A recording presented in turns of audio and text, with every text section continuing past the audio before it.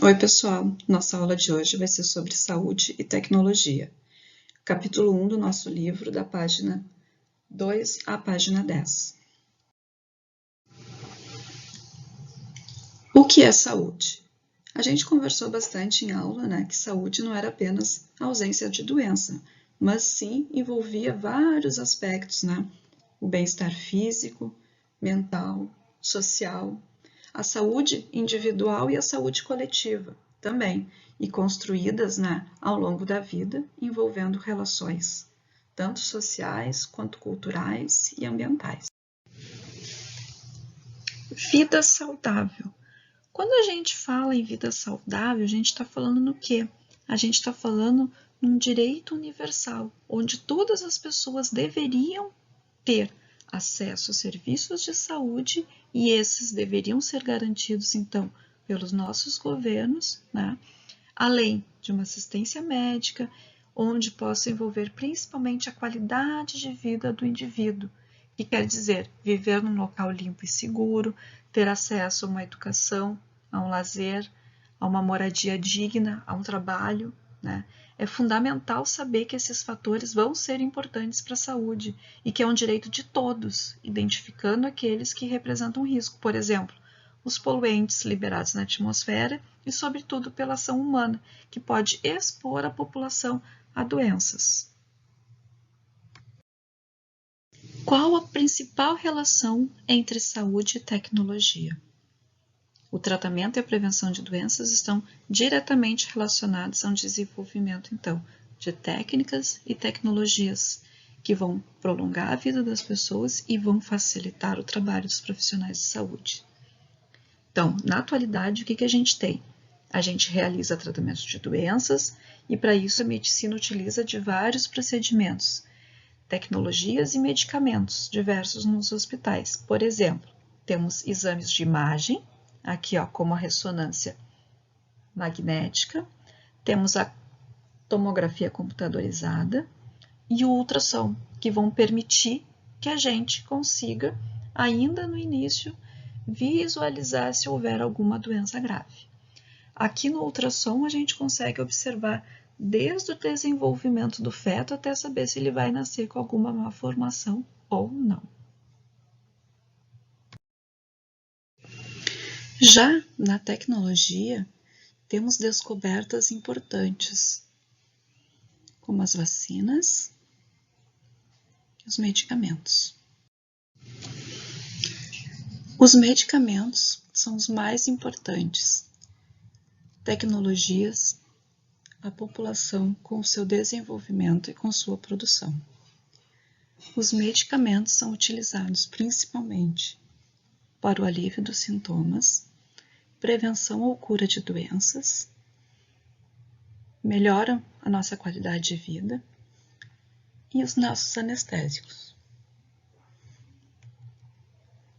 Os efeitos não são só possíveis por causa de uso de substâncias ativas que os compõem, mas antigamente essas substâncias elas eram extraídas de plantas, bactérias, fungos, animais, mas com o avanço na nossa ciência foram melhoradas para aumentar a produção. A produção demanda de muita pesquisa para diminuir os efeitos colaterais, e esses efeitos podem ser sintomas ou problemas que não estão relacionados ao seu efeito principal. Um medicamento, então, só pode ser comercializado após essa avaliação de todos os possíveis efeitos causados ao corpo humano. Qual é a diferença entre remédio e medicamento?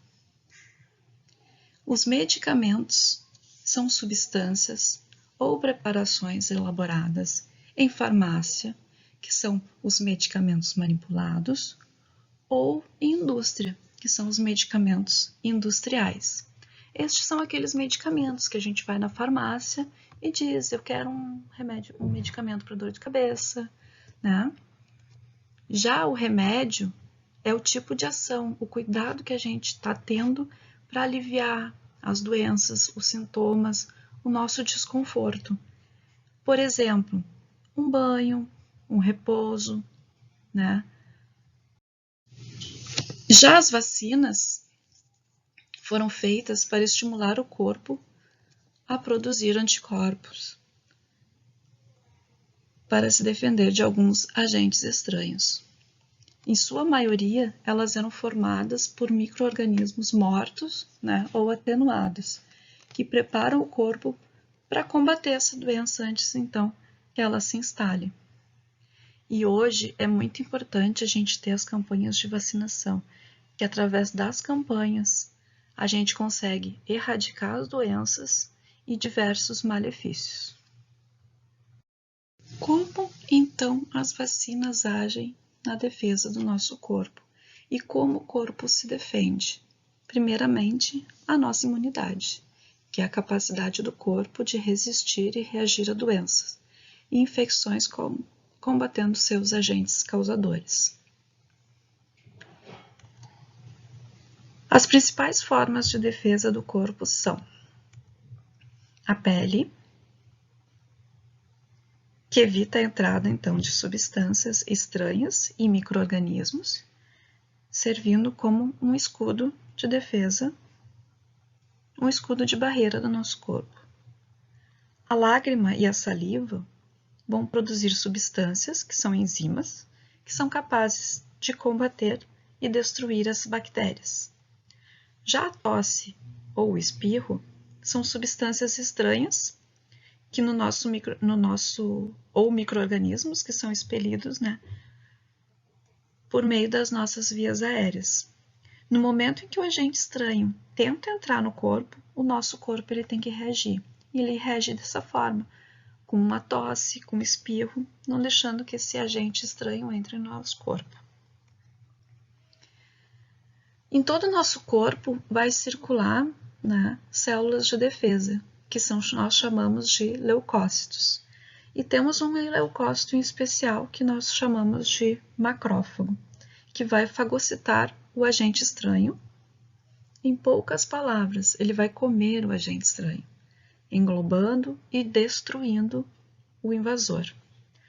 Quando o nosso corpo, então, é invadido por esses agentes estranhos, o nosso corpo vai produzir proteínas de defesa, e essas proteínas nós chamamos de anticorpos. O sistema linfático tem como função transportar as substâncias do sangue que ficam entre as células, nos tecidos, de volta para os vasos sanguíneos, e também transportar os lipídios do sistema digestório para o sangue. Quando ocorre uma infecção, os linfonodos incham em função das células de defesa que se dividem rapidamente, fazendo com que o nosso corpo comece a defender contra os micro-organismos e as células doentes. O sistema linfático principalmente é formado pelo baço, o timo, as tonsilas palatinas, que são as nossas amígdalas, os vasos linfáticos, que estão distribuídos por todo o nosso corpo, e os linfonodos.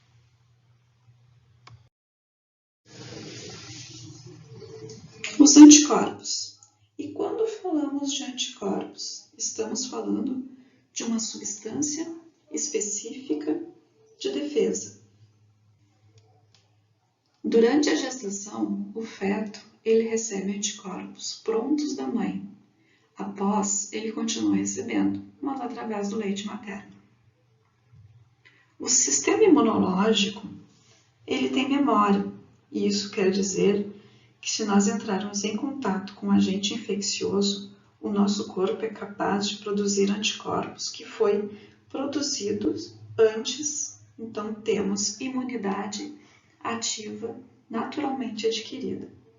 Mas também temos a imunidade passiva, quando precisamos de um soro, que é um anticorpo pronto para combater o agente estranho, como exemplo, o veneno de um animal.